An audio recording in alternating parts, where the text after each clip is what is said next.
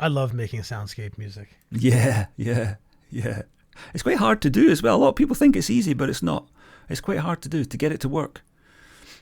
Yeah, I find myself spending as much time, if not more, working on a soundscape than I do on a song. You know, So you, by, it's just what do you mean by soundscape? Explain your soundscape thing. well, I think if depending on what angle you come from, someone might call it drone music. Some people might call it, But when I think of a soundscape, I think of music that's relatively atonal, not relatively, not completely atonal. It may have harmonic elements that are meant to sit together nicely, in a musical sense. But for the most part, I'm going for, like going for the same emotional impact music gives you, but without having any sort of harmony or rhythm, right? Absence of harmony and rhythm, I think, is how I think of a soundscape.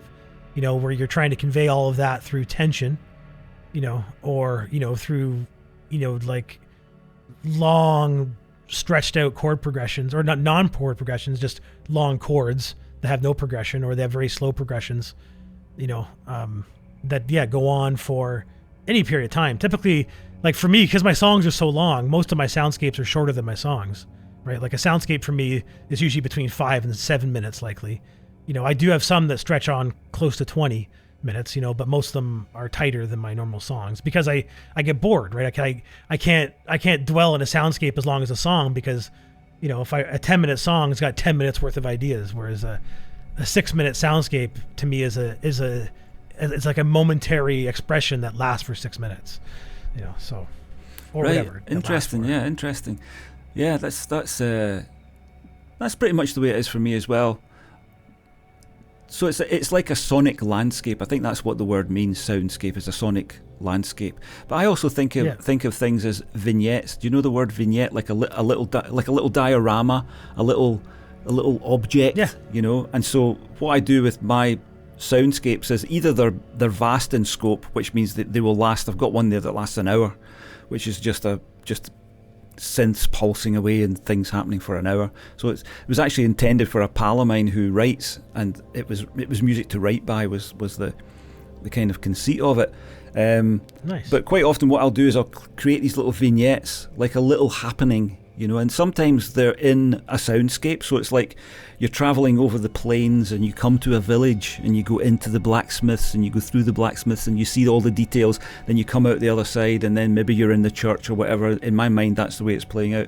So it can be a long thing that does that, or it might just be a little vignette stuck in, which is a mini soundscape, like I've got a few of those that I've done. So it's a fascinating kind of thing to do, because it's different than making music. Music's all about the harmony and the rhythm, and the soundscape idea is that it's not about those things, that those are minimal or absent entirely. And I wanted to make an album, I've not been able to do it yet, but I wanted to make an album that was just sound effects and no music at all, just a movie for the ears, like that sort of thing, because I was really into that as a kid.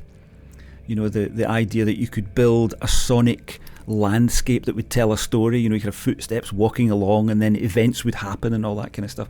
I've never been able to do it because I think it would require a huge investment of time to get all the sounds sorted out, but I still bring little bits of it in from time to time. Like I went through an obsession for about 2 or 3 years with footsteps on every album had to have footsteps on it. So yeah, but I love all that.